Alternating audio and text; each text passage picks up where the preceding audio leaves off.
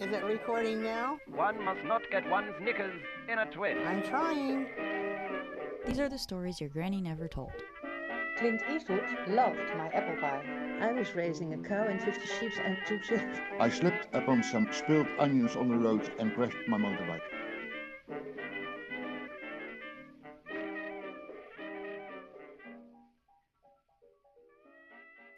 Hey everybody, I'm Nikki, your host for the Stories Your Granny Never Told podcast. It's a monthly podcast where I interview older folks about their unexpected life stories. Alright, it's October, it's fall, we're drinking pumpkin spice lattes, we're just smelling cinnamon everywhere, unless you're in the southern hemisphere and it's spring, but you still celebrate Halloween, right? Anyways, the leaves are crunchy. And the perfect thing for fall is a grandma sitting by the fire, knitting a scarf, and telling you about her crazy life stories. So that's what this podcast is for. I hope you enjoy the next episode. Before we get to that, some little current events and updates. A few weeks ago, I was on the Podcasters Roundtable podcast. It was a bit of meta podcasting talk. So if you're into that kind of thing, you can go check it out. My episode on their YouTube. Also, some real talk. If you're listening right now and you're not my mom, hi mom, I want to hear your feedback about the podcast. I want to know what you like, what you don't like. You know, if you could say that in a kind way. I want to improve the podcast in the future episodes. So just, leave a review on iTunes or contact me on any of the places where the podcast is on social media. We're at Stories Your Granny Never Told on Instagram, Facebook, and Twitter. Just let me know what you think. And if you are a fan, and if you saw me in the street and you wanted to buy me a coffee, well, we can't do that because we live in plague times. But you can still buy me a virtual coffee on my website, storiesyourgrannynevertold.com. And it'll help go towards paying off my podcasting equipment and paying for my editing hours that I do on the weekend when I'm not actually doing my real job. And also it will go towards boosting my self-esteem. And come on, that doesn't have a price. So just buy me a coffee, you guys. I also have merch. I've got stickers, tote bags, masks with quotes from some of our grannies. Basically anything that you can have printed. And the link is also on the website. And so please just share around the podcast to people you know and leave reviews and rate it on iTunes because that really helps the word get out for podcasts. I mean, there's a million podcasts out there, but wouldn't you want people listening to stories about grannies instead of some old white dude screaming into a microphone? You do. You want that. So share the podcast. I'm also still looking for a guest for next month. So if you're a grandma or a grandpa or an old person or a really cool old person, just send me an email at storiesyourgrannynevertold@gmail.com and I would love to have you on my show. All right, so the next guest is Lois Hollis. She is very inspirational and she has a really interesting life story where she spends a lot of time doing healthcare and then sort of merged on to being an inspirational speaker. It's a wild road. Just a little trigger warning for some abuse she had as a child. If that's something you don't want to listen to, maybe skip this episode. Otherwise, I hope you enjoy. She inspired me to definitely follow some passions, so I hope it does the same to you. Have a happy fall, and please welcome Lois Hollis. Hello, I'm Lois Hollis, and at this present time, I will be 77 in November. All right, congrats. Yeah. And I feel very blessed and very grateful for that. And I'm really happy to have you on because you actually came and contacted me because you were a fan of the show, you said. How did you hear about the show? I saw the podcast community expo and I went, well, why not go with 4,000 people? You'll get something. Yeah. And that was the highlight of my life. I was on the computer watching it and on my cell phone texting. I was so proud of myself for being able to do that. I was really impressed. It's very high tech and it's really fun doing that. You're with this community virtually, but still kind of a part of it. And I did Messenger, and I did all the things I never did before. And it was like, I can do this. My 7-year-old grandson can do it. I can do it. Yeah, you can. It's a little bit of a learning curve, and then it comes naturally after a while. Why don't you start out where you grew up and how things were like when you were younger, or things that might feel a bit strange to listeners that are more my age these days. Yeah, that's what I impressed about your show, is that you're giving a voice to things long ago. Well, I'm fascinated by these things. If my grandparents tell me like, yeah, we didn't have internet back in the day, like I know it's logical, but just it's fun to hear about. How did you manage? You went to the library? I ask myself that question all the time. To make that even worse, there was a point in my life that I lived about an hour and a half from where I took my kids to school. And it was insane to go back and forth. So I stayed in the city until the school, they were out. So I did not only not have the telephone with me, I didn't have a cell phone. Yeah. For like all that time of the day. And you know what? I managed. I got things taken care of, and the roof man came, the plumber came, and it's amazing how a payphone really works. Yeah, you just adapt, I guess. But you actually said you were in the healthcare industry since you were 12. What were you doing at 12?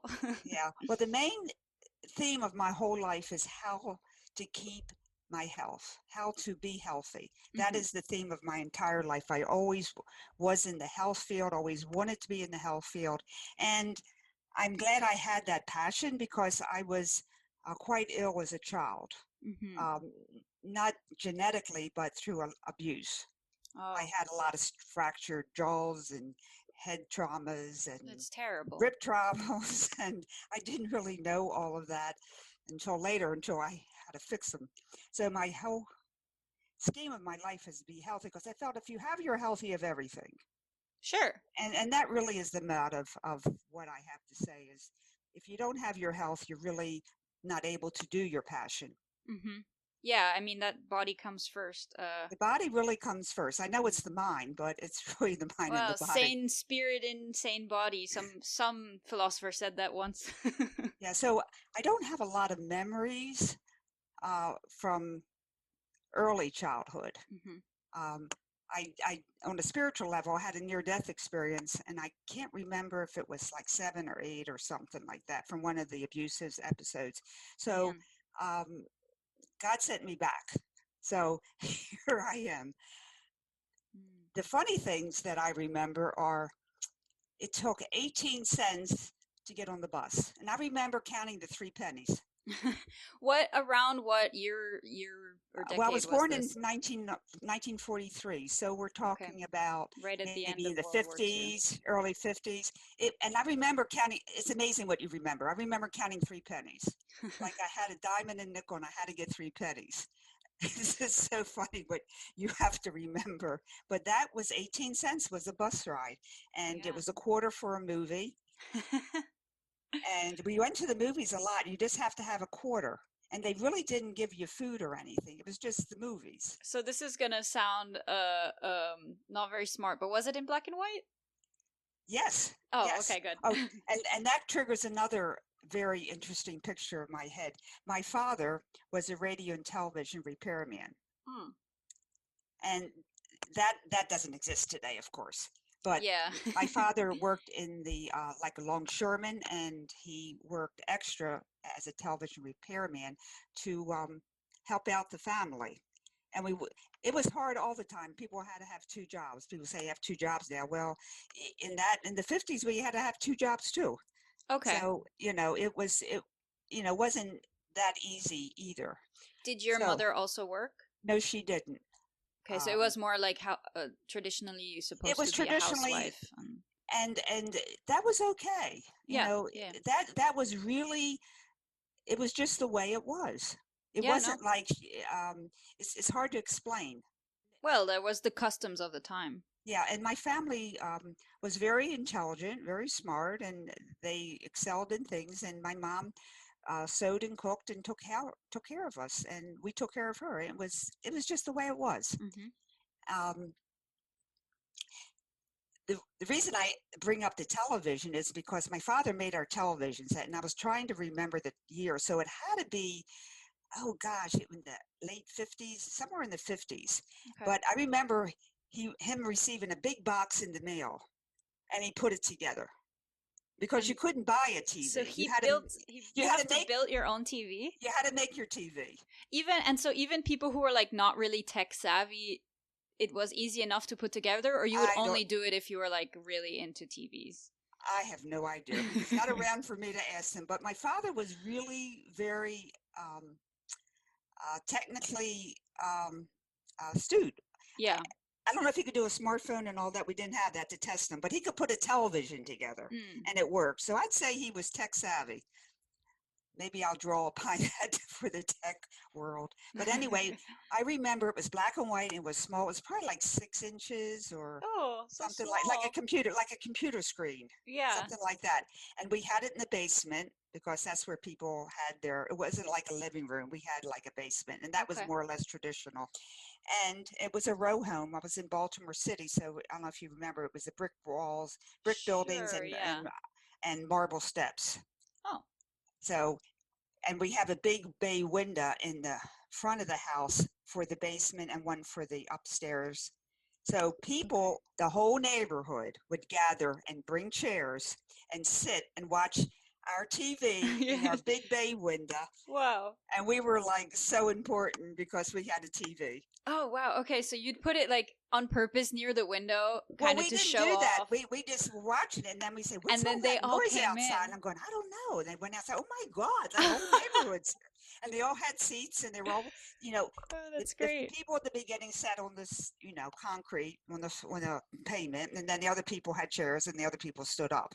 Do you remember what was on TV? I have no idea. I don't remember that, but all I remember is all these our neighbors. They weren't people, and that's another thing. We were neighborhood. Mm-hmm. We were row homes, neighborhood, and I could go next door and say, my mom's cooking turkey, but I'm really still hungry, and she told me to wait, and I'm just like really hungry. Do you have something that I can eat right now? I said, sure, here. It was like your family. Oh, that's really nice. And it wasn't like, it wasn't a neighbor. It was just family. And we used to have block parties. My mom called them block parties every, I don't know. It wasn't like every weekend or something. They said, you know what, let's have a little party tonight. Okay, so everybody came out and sat on the steps, and they just shared all their food, and it was the whole neighborhood. It wasn't a big deal. It was the way of life. It was a culture.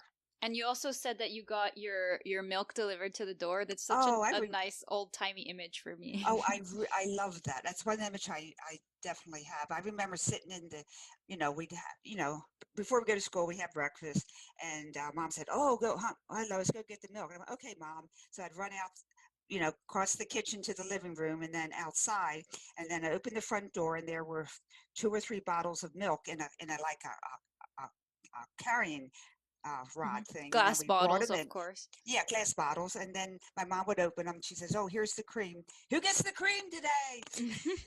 And then because you'd have the cream on top of the milk, right? Yeah, you'd get a little scoop thing on the glass bottle, and we scoop it out. And who gets the cream today? I do. And it was so fun. And so now when you talk about organic milk, I remember that in the transition period. I'm like, what are they talking about? Organic milk. It's milk, isn't it? And they go, oh, no, it's not milk. It's this and that. I'm going, really? So that was, that's a whole nother learning curve for people of my age, because there was no such thing as non-GMO or GMO or I think people would pay big bucks right now to get that kind of fresh milk delivered to their door. Well, you have to be on the farm. Yeah, you'd have to be straight on a farm. Yeah. And fresh milk is so good. That's a whole nother story. I could talk about that one, but that was like I love that. We just loved that, and we were healthy. We were healthy kids. I mean, a little cold here and there. So. And so, did you go into nursing, or what was your career? Well, I started at about 12. It was like a nurse. They called them candy stripers. Some people my age will Oh yeah, I know what they are. What? What's that? Because our uniform was pink and white stripes. So Oh, they called, that's cute. and we had a little hat was pink with a white brim on it. We were called the candy stripers. They weren't nurses aid, but I put nurses aid in there because nobody would say, like, you were a candy striper. Were you a stripper or something? So No. wait, so how do they? Were you like working, or like how come you're 12 and you're allowed to work? Well, you're allowed to do that. And I went to the hospital and I just volunteered and I give people Oh, magazines or this okay, or that. And I just wanted to be helping people. It was sure. it's in my DNA, I Mm, guess. mm. And so I saw a lot of things. And eventually I went to nursing school after high school. So that's what, 18. Mhm. And I went to nursing school. And the problem I had with school, Mm. and this is the times that it was, and I think you can all appreciate that now, is that I had extreme dyslexia because of all Oh, the head traumas. oh And wow. I had, it's called, I finally figured it out, it's called Irlen syndrome. It's where when you look at words, they keep shifting and moving. So That's you really frustrating. can't, like you can't read. At I least I mean, I could. have very light dyslexia where I can't really remember phone numbers, but that sounds like a really Well, it's extreme an level. extra. It's not a dyslexia. It's a whole nother division Wow. of of I don't know, what do you call that? A problem, a mental Yeah, a that's problem. that's interesting because actually in my work that's not podcasting, I study head trauma, and I had no idea that dyslexia could come from that. It's really Well, interesting. it Unfortunate as it's well. not only that it comes from that, is that it makes it more difficult. Yeah, Dyslexia is more severe, and also it's Irlen syndrome, and I that's can't where. imagine trying to read or let alone memorize or write Well, anything if you can't even see the words if they're moving around. yeah. So I remember. This is sad to say, but it's. I think it's important to put out that I remember standing in front of because in school we had to stand in front of the class and read, and Yeah. that was good. I mean, Okay. I think it was good because it taught people to do that, and it was like first, second grade, and everybody did it. And when I got up there, I would look at the book, and I keep turning it around because I thought if I turn the book upside down, maybe I can read. Hmm. Maybe the words will stop moving. Damn. And your teachers didn't notice? Well, they were in school that way. They You were a just bad thought, kid. this kid's not smart Yeah. or whatever. So I remember after a few times that happened, and I won't relate on how sad I was. Hmm. Um, they said you have to sit at the back of the class, and I went, okay. So I remember that. I remember that part, and Terrible. they just said, well, and I when I would write, I'd make everything perfectly backwards. It Oh, was wow. amazing. I have a picture of that. All my 2s and 4s and 6s are perfectly backwards. Oh, wow. And so they just labeled me as a non-performing student. They didn't even And look into it. They're like, well, this well, is weird, whatever. no, they couldn't because it didn't fit in. Either you read or you didn't read. Didn't have any Yeah. what do you call this problem? Or special needs classes or Special anything needs like that. class. That's what Oh, I'm thinking of. See, we didn't even have them, so I don't even know the words to say. sure. So now they would say, oh, she needs some special phonics or something, Hmm. or she might have dyslexia or something. So I would so they my after that people just left me alone Yeah, I because was they gonna know say, what did you do? Did you manage to get through school? they left me alone because I remember they had a meeting at the school. I just remember that. I remember my parents in with the teachers, and they said, you don't expect anything from this child because she's very ignorant and she's not able to read. Oh, So don't push her because there's nothing we can do about this. It's just that okay. we just have to let her go because she's unteachable. Damn. I know. So, That's harsh. well, but in a way, 50 years later, I'm looking at it, it was good because they didn't push me. Yeah, you got to do your own sort of I, rhythm, I guess. I was told that I'm not teachable and leave her alone. Man, And, okay. at 70 now, I can go back and look at everything because I had that near-death experience. I Hmm. saw angels when I was young. Wow. I was always talking to God. I was always, I guess you could say that's spiritual, but Yeah. After you see God and you've been to heaven, your life really changes. So that kind of gave you sort of inspiration to keep going no matter what? Well, it just felt okay. Okay, so nothing was that bad because... I just talked to God and my angels. I used to come home from school and go upstairs. I never remember this now, but I didn't remember it when I was a kid. You know what I mean? It was just my way of life. I didn't think that was different, and I didn't talk about it to anybody because I just didn't talk about it because nobody was really interested in what I had to say because I couldn't read. So I would go upstairs in my bedroom and I would see these three angels, and then I'd go downstairs and eat, and I was okay because I had whatever these works, Yeah, so it's more of an interesting story. But what was interesting, Nikki, is that whenever I took a test in school, I mean, they still gave me tests, I always passed them. Huh. I never read the book, I never did the studies, and I could always pass them. Isn't that amazing?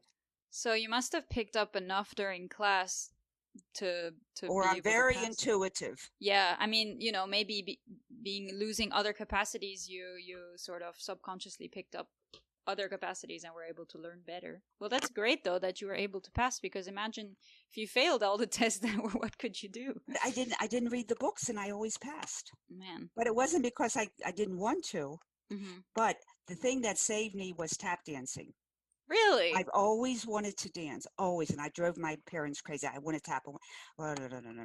Eventually, that was very popular at the time, I imagine. Oh my goodness! And then I started tap dancing, and I just tap danced. We had a basement, and it was like concrete, and then they put the vinyl on top, so it was great, a floor to dance. And I tap dance all the time, like 24/7. Wow. And when I got it, later on in life, I realized that it was helping me move my energy.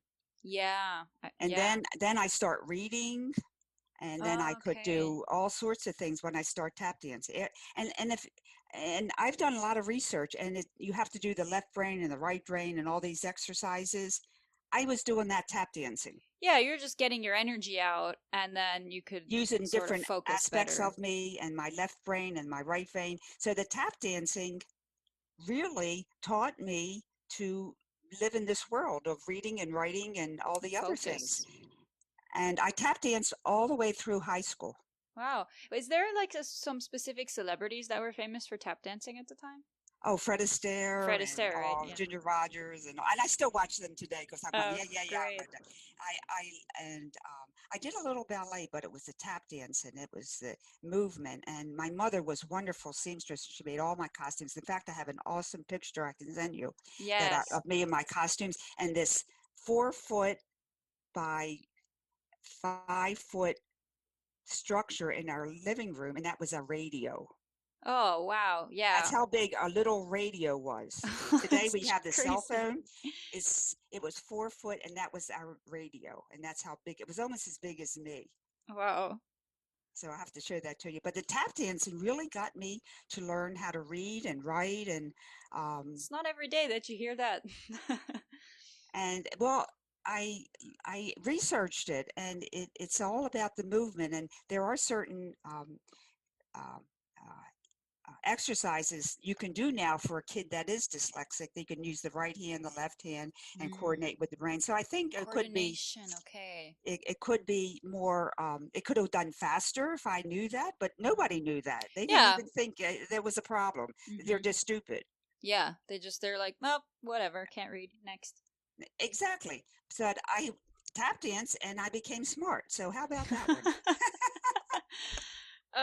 What did you do after high school? I went to be a nurse. Okay. And at that time it was 3-year nursing career. All right. And I after that that was another thing. I got 99% of all the applicant questions wrong. Oh, wrong. Wow. And was it again because I'm dyslexic? I can't take tests, right? Yeah, but, yes or no. 99% wrong. You just completely flip them around. Usually you'd get 50 if you were doing it randomly or so, yeah. So that was amazing. But they accepted me anyway because my sister came before me and she was like their star pupil. So they said, oh, we'll give her a chance. And she'd had all this background of the nurse's aide and the candidates. Well, let's give her 6 months. Well, I graduated top of the class. There you go. And then so, but see, nobody knew. Yeah, even the hospital. Of course not. Nobody knew about these things. And, I can't understand how they would think that, oh my God, what's wrong with this person? But anyway, I graduated top in the class. And then after that, I went into John Hopkins. I lived in that area. And they had a new nursing opportunity. They had open heart surgery and you would do pre-op nursing and assist on the operation. And this is like 50 years ago. So this is the beginning. I was always a trailblazer. I was always in the first place of this first time. But it was like, the beginning of it. And it was so you had to adapt all your nursing skills to a new environment, new people, and et cetera, et cetera. One thing I wanted to mention was that in nursing school, we went to John Hopkins for pediatric training, obviously. And in my 3 months there, they opened a children's hospital, which is now world famous. Yeah. One day when I came to work there, it was like, oh my goodness, what are all these news reporters doing here? And all these cameras. And it was like, I couldn't even get in the hospital. I had to push my way through because it was all these people. I mean, it was like 50 people and there's like everybody had a camera. I'm going, what is going on? But Hopkins is usual like that. Everything's a big deal. So what it was there was a child that was admitted to the new hospital, and he had cancer, and he was 7 years old. It was world news. Really? So that was the first time? Well, I don't think it was the first cancer in the world, but it was so unique for a young child to have cancer. And look at today. They have cancer hospitals. So what were people saying? They just couldn't believe it. They were like, wow, how did this happen? There might be an older person that gets it. And then, it was, I just remember that so clearly. And everybody watched this kid. And of course, I think he got better. I couldn't follow it later because it was so guarded. But it was a major, major happening because the child had cancer. So our world has changed dramatically. Yeah, and I mean, at the time, doctors didn't necessarily know what was causing cancer or that there are many different types of cancer. I remember, I don't remember which president, but one of them put a lot of money into cancer and promised to find a cure within the year. And then kind of dropped did off. Discover lots of things, but realized that there's a lot of different cancer. So that's just, it's heartbreaking for me. Yeah. But anyway, how did we get off track on that one? So anyway, I moved from Baltimore and I went to Pennsylvania with a couple friends. You know how you have to find different things, and it's fun. And there I worked as a nurse for a little while, and then I was someone spotted me. They said, you are just an excellent nurse and we would like to have you in the kidney unit. And I went, okay, that sounds good. We'll try that one. So it was there was dialysis for patients with the intestine. So that's like, it wasn't kidney dialysis. It was just an experimental thing that tried to keep people alive. Well, while I was there, I became the supervisor of the unit, and we were like one of the first units in the United States that developed kidney hemodialysis. Wow, you are on trailblazer. Yeah, so that was very interesting because I did research. Yeah, that's fun. A lot of research and patient care, and the reason I loved it so much because I could still do patient care, but still be involved with hemodialysis techniques and research of it. And I wrote many papers on it, and I had many guest speaking opportunities. This kid that was so stupid. Prove what them I found. wrong. Yeah, well, the thing was, I just thought another way. So that's who a trailblazer is. Someone who doesn't think the same way. Yeah, and you're forced to, but it came out for the best in the end. Well, but I think there's a certain, and this is what I really wanted to say to people. Some people, they just don't fit into the school system. Oh yeah, I You mean know what I'm it saying? has to be you know I, at I this didn't. point with so many kids it's generic, so there are always going to be people who don't fit and See, you I'm know. more visual. Like I see something and I go right down the line of how it can happen, how it can be produced, and I see the future of it. Mm. Mm-hmm. And so then I get very, that's where my mind goes. My mind goes differently than most people, but that's okay. And that's Yeah. why I couldn't read and write. And that's why I had a hard time in school because I didn't fit. I didn't Mm-hmm. fit them. Yeah, and that's how new things get developed too, and people look at something from a different angle. I mean, that's also why we need diversity and lots of different people, because people think about things differently, even just because they've had a different upbringing, can have a And whole new experiences. experiences. Yeah, Yeah. they can have But whole new ideas than the same person who's at the same learning experience, same school, and all that. and so when I was developing the kidney unit, I was a nurse. Mm-hmm. And at that time, nurses did not do IVs and they did not do transfusions and they didn't stick needle. There were so many things you didn't do. Was it And because you were thought of as like not qualified enough, and like the doctors were more, the doctors are more in charge. Like right now we have, doctors, they, they're not doctors, but they're really professionals and they help the doctor. And everything has changed so much. But nursing was not like you would give the needles and get the IVs and, manage a unit and so forth and so on. So I had to declare myself away from the nursing profession. I mean, I'm a nurse, but I had to give leeway. Like they had to legally cover me for all these. So they said I would answer only to the vice president of the hospital, and that's Thomas Jefferson University in Pennsylvania. So that was really a step up. Like he was my boss, and he covered me legally. So you were kind of your own thing. That's what I'm saying. I was a trailblazer. Did they have a name for that? No, but 20 years later, they called him an entrepreneur. Okay. Did you notice? I'm assuming at the time, like all of the nurses were women, or were there? Oh, they were men? all women. And 100%. the doctors, were they all men? All men, and that's the way it was. And was there a lot of misogyny going on? Like, did people look down to nurses more? Or the doctors maybe were not so great? The doctors were a little bit condescending, but it really wasn't a big issue. Okay. At least in what I felt. I think, yes, there were some women doctors. I'm not saying there weren't any, but you're talking about the average. Yeah. That's the way it was. And I'm still in touch with my high school, and it's very interesting because we all laugh because they have courses in business and courses in tech, and we had courses in homemaking and sewing. Yeah. Okay. Yeah. I mean, that's true. Yeah. We had home ec and we had sewing, and they have tech and business. Yeah, well, that at least things have changed for the better, it seems. Although sewing wouldn't hurt most people. I still sew now. So Me that too. went on to the kidney world, and I was very, very busy and developing new projects and doing protocol for different patients. There's a hepatitis epidemic, and that's very usual. Right. And I curtailed that, and that was a whole nother series of articles and teaching research, and I was busy, and I was top of my game. And so this was about when your 20s, 30s? And my 20s. Okay. My 20s. Damn. And then getting stuff done.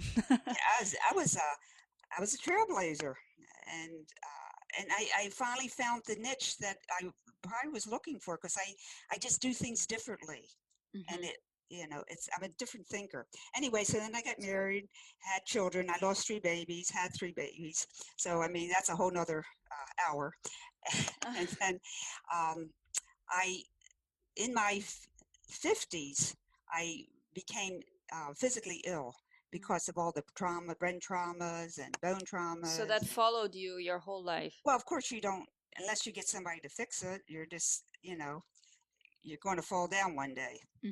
Yep. I mean, even even if you don't have anything prior. yeah. So I mean, it was, I had scoliosis. I couldn't breathe. My heart was bad, and Mm. so many problems. Anyway, so um, I did a lot of emotional help, trying to, the from the abuse, the traumas and Yeah, all it's that kind of important. stuff. Well, it's vital if you want to keep going. Yep. I moved to Sedona because of a doctor who helped me out, and I'm totally fine now. I have no more traumas, and I mean, I have the traumas, but I mean, they're all fixed. My brain Resolved uh, your and issues. all the bony problems. But the main thing was, someone asked me about, what do you do about shame? And I went, I don't know. What is that? It was like, I don't know. And then all of a sudden, after much research, I realized that all my depression, anxiety, and anxiousness was all devoted to shame. Mm-hmm. And I went, oh my God, all I got to get rid of is this shame thing, and then I'm fine. So how'd you do that? I did that. I did that. I just got information from, I just get information. I see things a different way. And then I was able to release the shame and guilt I carried from childhood abuse. Yeah, And wow. it was amazing because I healed so well. And everybody came to me and says, Lois, what are you doing? You look so good. You look happy and you got younger. And I went, I don't know. I'm just talking to myself and getting rid of this shame thing. Can we do what you're doing? I went, yeah, I guess so. So people would come to me and I would do the same thing and they would get healthy and happy and younger. And they sent their kids and their uncles and their cousins to me. And that's how it all started. And So then you're basically doing therapy? yeah, but in a different way. Mm-hmm. I'm just Sure. doing shame because Just that's everything. talking And also there's certain ways you can release it, and it's a lot, that's a whole nother story, but I developed a way to do that. But it wasn't my intention. It was just that I wanted to heal, yeah. and nobody was helping me because they go, oh shame, we don't talk about that. And I'm going, Mm-hmm. why not? It's really important. Yeah, Anyway, especially in American society, it's very ingrained to keep so all your shame and build it all up inside. yeah, so I got so tired of talking to people and saying the same thing to a doctor that was 40 or a kid that was 10 or a Wow. mother that was 20. I said, I can't really say this anymore. It's like, I can't do this anymore. I'll write a book. Here, read the book. Oh, So I did the smart. book because I couldn't say it anymore. Entrepreneur. What's the name of your book? In, Emotional Revolution Equals Evolution. That's a Releasing good name. Shame and Guilt. It's on my website. Anyway, so I said, oh, I can just talk to this about to people and help them. Like Greta. I love Greta's film. You find your passion and help others. Yes, Now, exactly. finally at 50, I got I my found reason it. for living. It took me 50 years, but you know what? I did it, and I I'm love alive, and that. I'm happy, and I'm so excited. It's like, oh, and I went, thank you, Jesus, thank you, thank you, thank you, Jesus. I'm still alive, and I can still do it. That's so great. Because I was dying, I was really sick, but now I'm okay, and I'm like, wow, everybody should know this. I mean, I was so excited. Yeah. So I, spread my wings, like following the hemodialysis circuit. I was on a speaking tour kind of thing, and so I said, I Okay. can just do that, right? So you combined your So, job and you did a book tour at the same time. yeah. So I said, yeah, I can do that, right?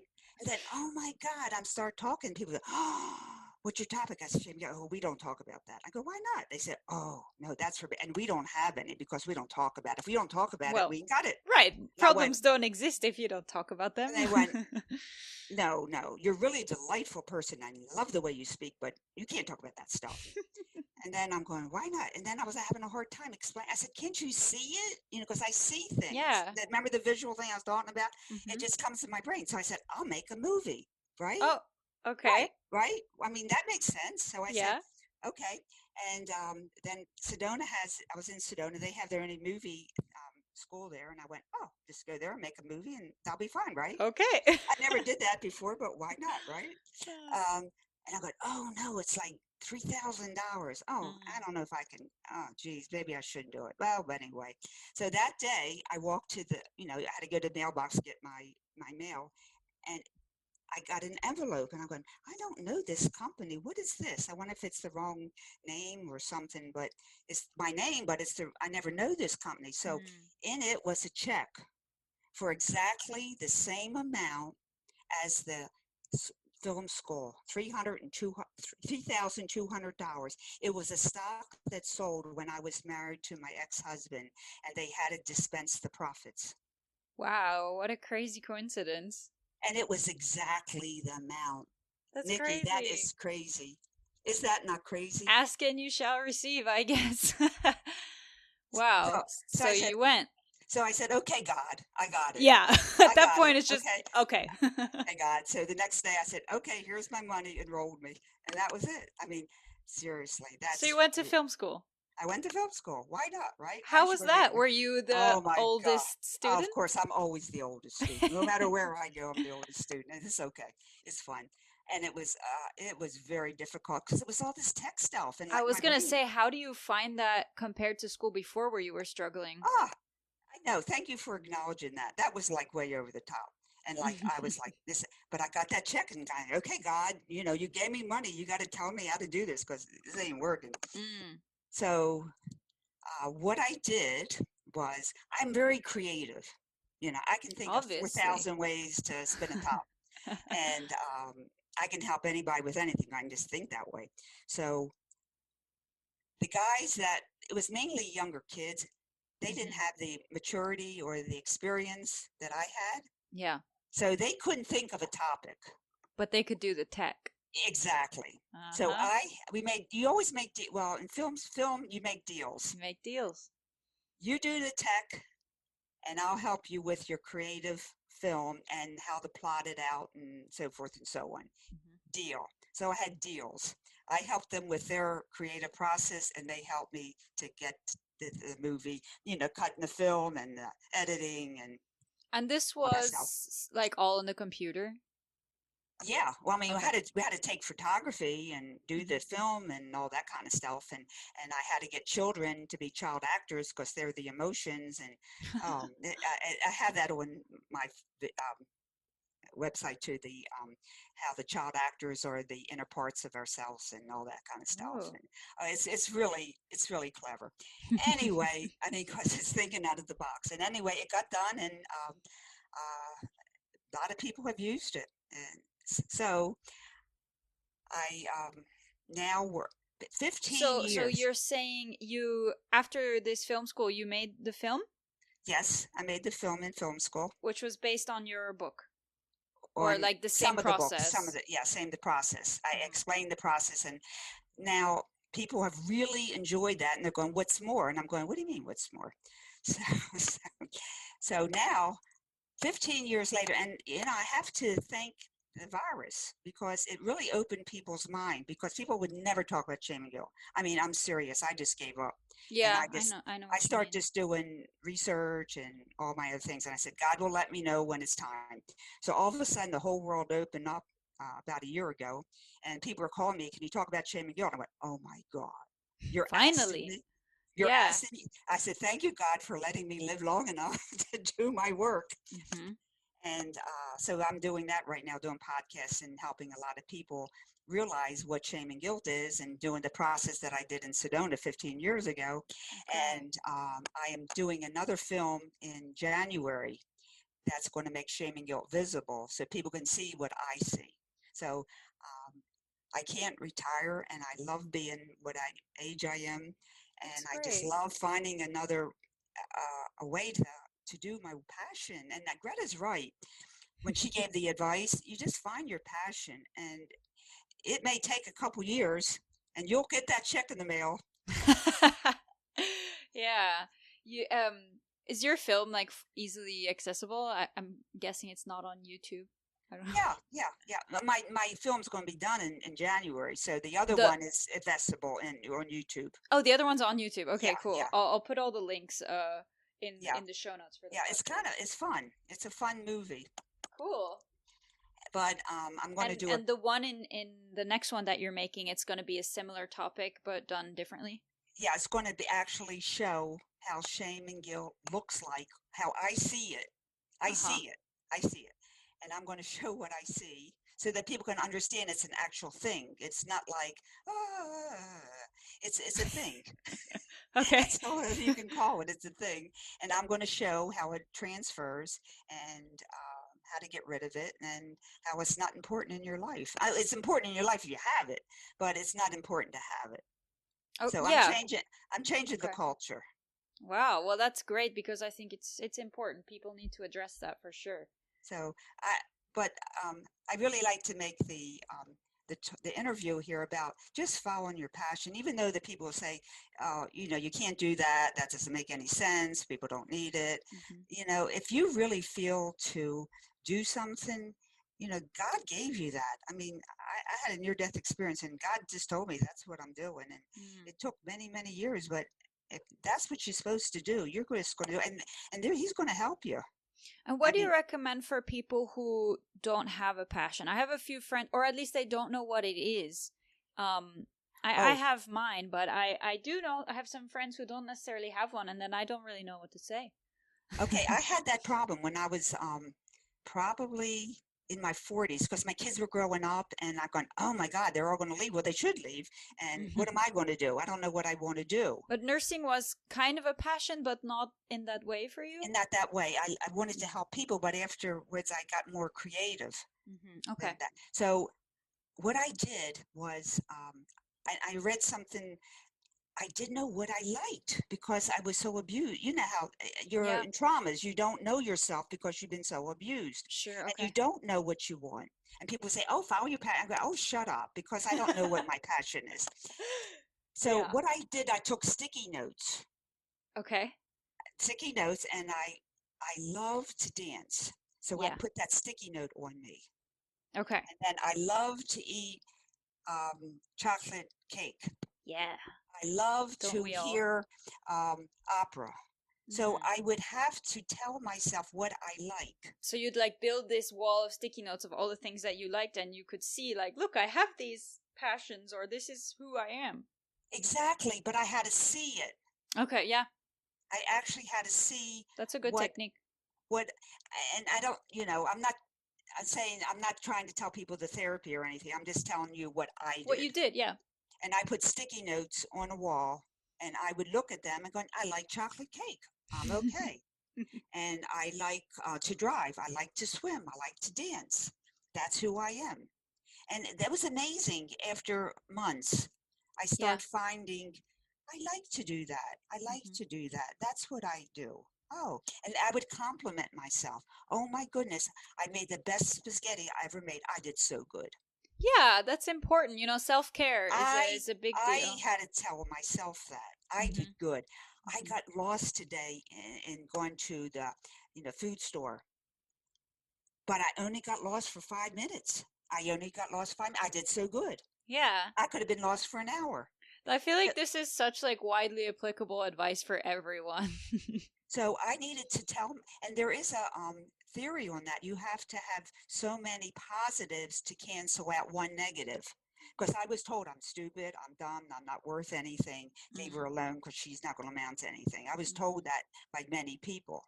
And so you proved them all wrong. Well, I had to reprogram my conscience, or whatever they tell you to do. But I did that deliberately. In fact, I made a tape of my voice. When you tell yourself a cassette tape. Yeah, a long time ago. I'm good at dancing. I like people. People like me. Whatever came to my mind, and then I recorded that. So 4 or 5 times. So it was like a half an hour of me telling myself that I'm okay, that I like spaghetti, I like to tap dance, I like to wash clothes, or I like to sew. So I had to do that for a year or so, and it took helped. Well, it did, because then I start seeing myself as a different person. So when people say they can't find their passion, they've been shamed out of their passion. I could see what you mean. So that's what I did, and I started from the way bottom. Yeah, but you worked your way out of it, and then you found your passion, and you're helping other people find theirs. Oh, and another thing that was important was when my kids were growing up, they go, Mom, I don't know what to do. I said, you'll find out what you want. 2 of my kids always knew what they wanted. The other one did. And so she went to college, and she was in junior at college. She says, Mom, you believe I still don't have a major? And I says, well, it's not invented yet. Yeah, that's possible too. There's so many jobs that no one ever would know they exist unless So I always told you him find that. them I by said, you accident. probably don't have it out there for you to see it. Mm-hmm.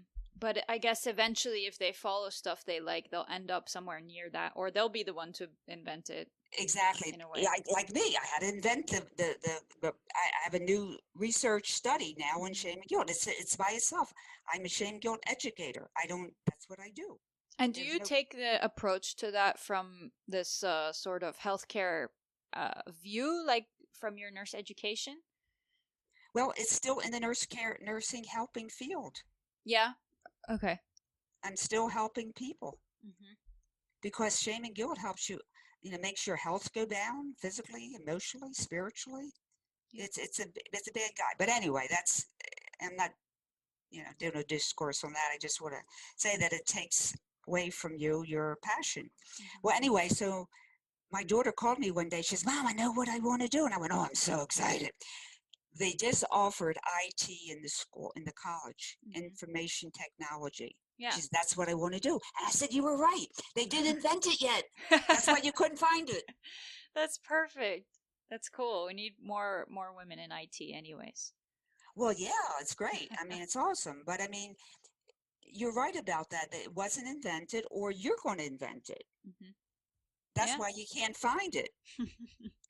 You didn't live long enough to get it. It'll come eventually. You gotta wait for it. The check's in the mail. Yeah, you're gonna get that check one day.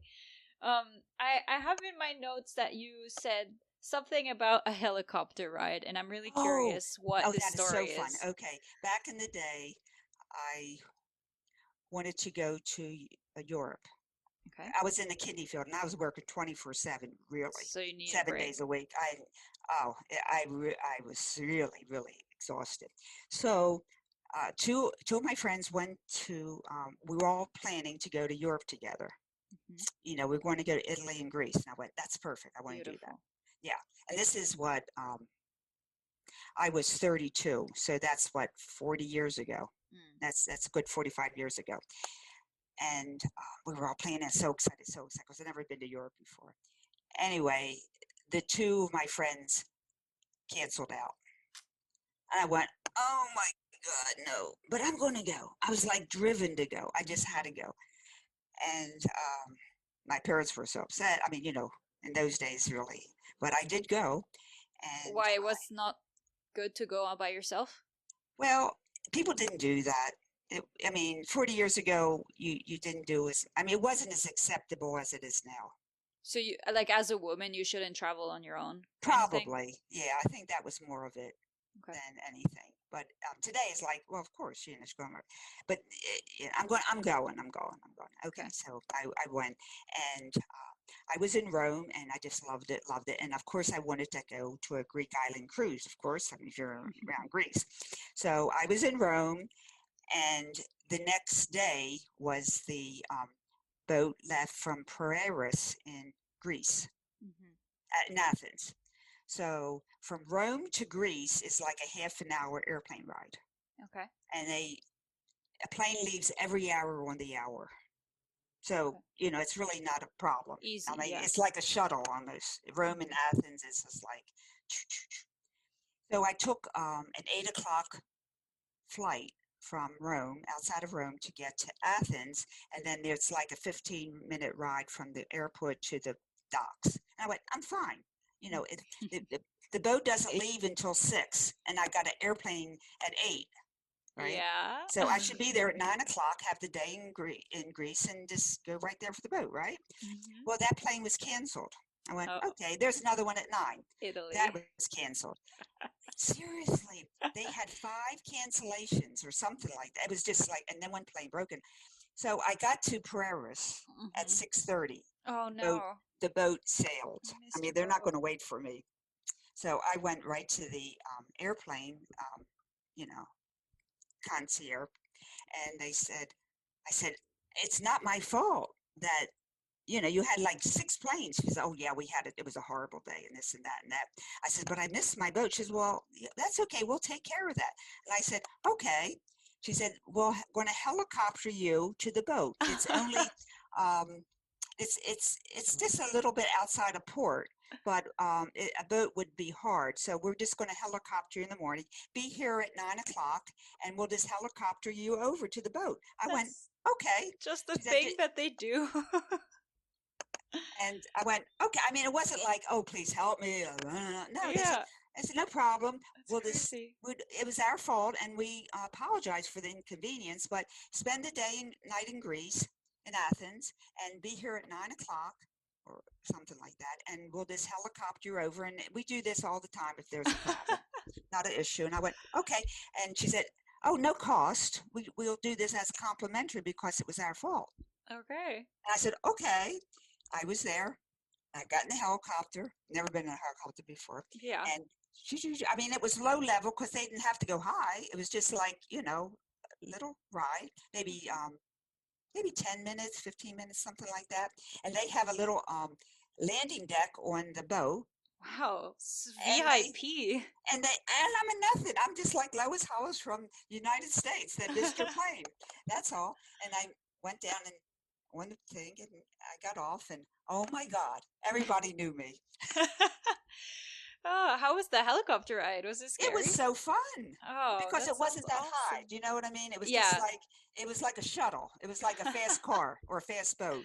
That's so fancy. I can't believe they just do that.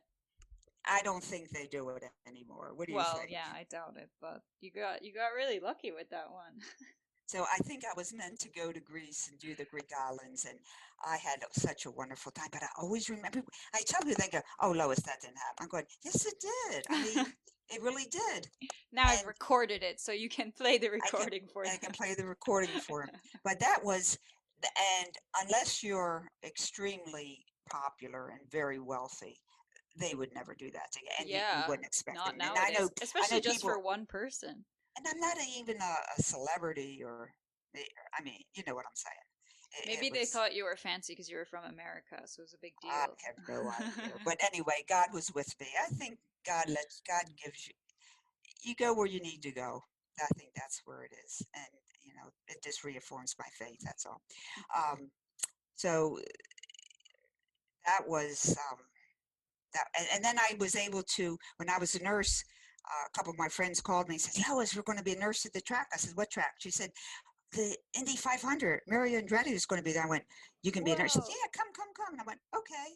So who is she? Pardon? My friends. One of my friends called me. They set all this up, and they needed another nurse at the track. But to meet who? Mary Andretti. He was the big star then of the Indy 500. Okay. So you probably don't know him, but anyway, you can look him up. And so I said, okay, they just needed our nurses at the track. Oh, I see. They had to have a certain quota. But that's fun. Have a certain quota. They said, and they need one more nurse. Why don't you come? We put you in. And I said, oh, okay. So I went, and it was awesome. It was so fun. I didn't do anything, but it was like fun watching. I bet it's fun to watch. I was in the pit with all the guys talking to them, and I met Mary Andretti and all the other people. It was so fun. That sounds cool. That was funny. Because I was watching a TV once with my family, and I said, oh, I was at the pit there. They go, what are you talking about? I said, I was at the Indy 500 pit. I was there. They said, no, you weren't. Yes, I was. I was a nurse. Oh, really? Yeah, my mom had a similar thing, actually, because she was a firefighter, and she was in Miami, and they'd have to be on the sidelines when they were filming a movie and like blowing up cars and stuff. They had to have firefighters there, so she got to be like on set for a bunch of movies. So I guess it's similar. You get to be really close to the action. Yeah, so, of course, that was, very special. And then the other thing that was very special in my life was I saw Nuria Brishkov leap across the stage. That was a moment of sheer joy, the ballet artist. Okay. He actually started from one side of the stage, and it was very quiet. And all of a sudden, he leaps. All the way. 3/4 of the way. And everybody, it was complete silence. Everybody was in a state of shock. And then everyone stood up and roared. It was the most fascinating thing I've ever seen. What ballet was that? That was in Philadelphia at the Academy of Music. He was visiting there. and Nureyev. And to be able to have witnessed that, That's cool. it's so you have certain memories that always, even though you don't remember everything, and you remember the big times, and it makes you feel like, oh, I was so blessed to have that. So I'm with Greta. I keep moving. I love that. Like she made such an impression on you. Oh, I loved it, and she's right.